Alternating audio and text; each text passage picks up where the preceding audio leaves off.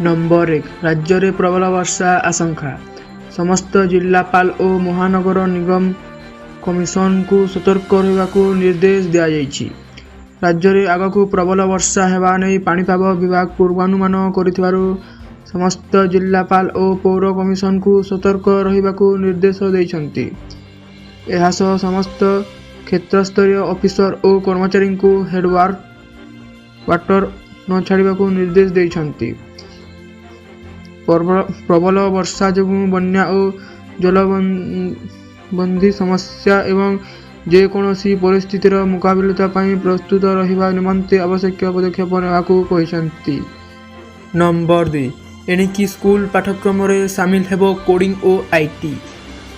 राज्यर सरकारी अनुदान प्राप्त उच्च विद्यालय छात्र छात्री जरिया प्रजुक्ति विद्या और कोडिंग शिक्षा ग्रहण करेंगे। से 3 दिनिया राज्य स्तरीय प्रशिक्षण कार्यक्रम अनुष्ठित हो जाइछि। चलित शिक्षा वर्षरु विद्यालय पाठ्यक्रम रे सामिल हेबो कोडिंग और आईटी। भुवनेश्वर 3टी उच्च माध्यमिक विद्यालय रे एही प्रशिक्षण आरंभ करा जाइछि। विद्यालय और गणशिक्षा विभाग अधीन रे थिबा मो स्कूल एही कार्यक्रम को परिचालना करुछि। नंबर 3 ओपीएस बाछिबा कर्मचारी को एक विकल्प देवाकू समस्त राज्य को निर्देश देले केंद्र सरकार।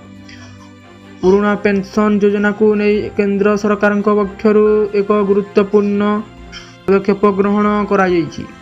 2003 मसीहा डिसेम्बर मास 22 तारिख रे केंद्र सरकार पक्षर जारी होइतिबा विज्ञप्ति पूर्वर जो माने जातीय पेंशन योजना रे सामिल होइथिबे और 2004 मसीहा जनवरी मास 1 तारिख पर सरकारी सेवारे जोग देवा सह एनपीएस रे सामिल होइथिबे।